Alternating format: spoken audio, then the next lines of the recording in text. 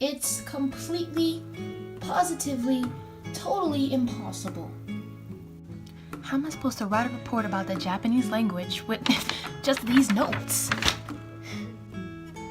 There is just no way.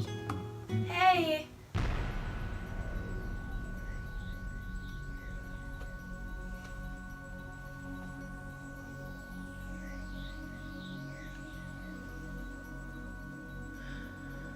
Okay, today's went from impossible to just plain crazy.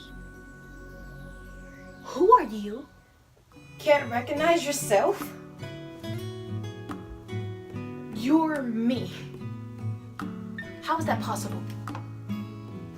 Well, I don't really have enough time to explain all that, with quantum physics and the whole space-time continuum thing. Why are you here? Me? I'm here to help me. Us. You, for the project. You're here to help me. I don't even think that's possible.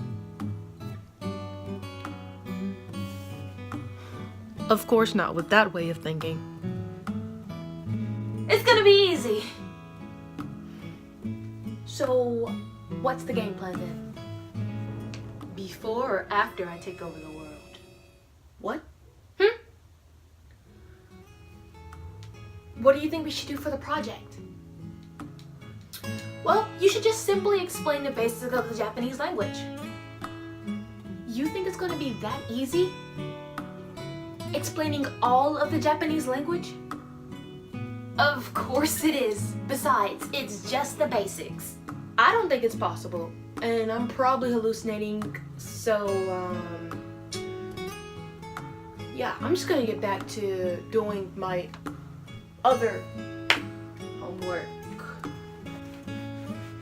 So, you don't mind me, I'm just gonna...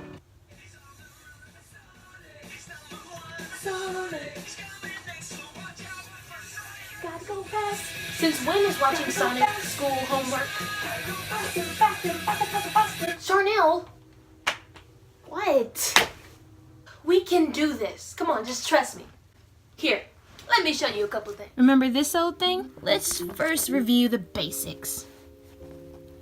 Here is the Japanese alphabet number 1, hiragana. A, I, U, E, O.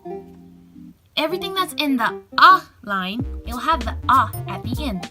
Same thing follows for the I line, U line, E line, and O line. Alright, we went over hiragana, all of these symbols.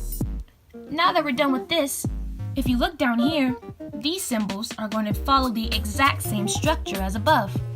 That means this symbol has the same sound as that one. So if this is A, then this is A. So looking at it from a larger scale, here we have all of the hiragana symbols. And here we have all of the katakana symbols. This book is for 4th graders. That means all the 1st grade kids, when they go to school, they learn all of these kanji symbols. Each one of these have a different meaning.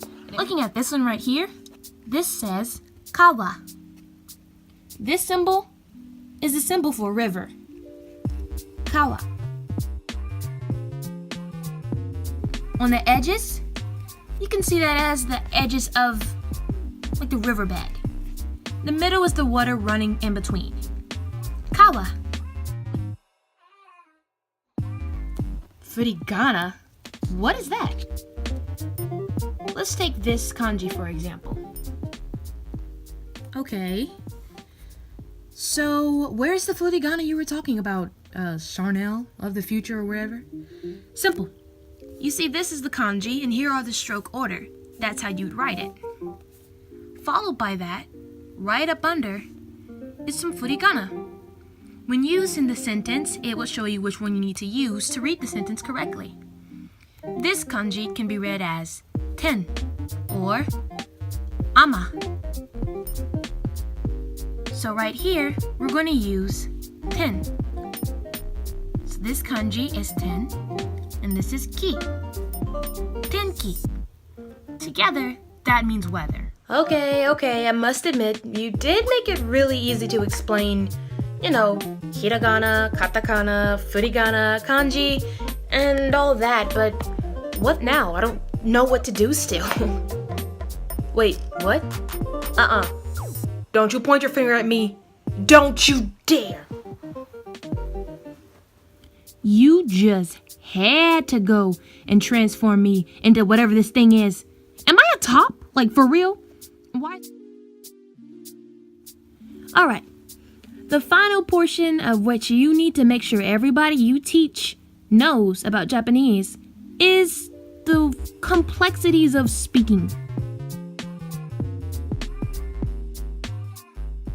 You can say watashi, which is very formal. Everybody can use that form. But if you want to get into specifics, boys would say boku. If a girl says boku, they're being rather tomboyish, or it can hint at another nature. When you say boku, that's usually referring to a boy. Boku or ore. Those are terms boys use to say I. So if I was a boy, I'd say boku or ore. Nice. And for girls, we usually stick to watashi. And if we don't want to use that, we can say ashi, which sounds like you're saying you're ashy. LOL. It's not funny. Anyway, girls, we would say watashi or ashi. Okay. Besides that, there's pretty much all you'd say. To say I is, you would say watashi wa. The letter wa is used when you're trying to say is. Nice. Now you have to get them to say my name is. To say name, it sounds very English. Name in Japanese is namae wa. The kanji symbol looks like this. When you say watashi no namae wa. Whoa. You didn't say no before. I thought we reviewed that already. Just go over it one more time. Okay, when you say no, that is a possessive noun. That means it's yours. I think I said that right. Don't get mad at us, Mr.Chaffee. When you say watashi, I, no, my, that changes the sentence. Watashi no changes the word I to my. When you say namae wa, that is name is. Altogether, you said my name is. All right, now say it. Watashi no namae wa Akiko desu. Your English name, smart one. Ugh. Watashi no namae wa Charnell desu.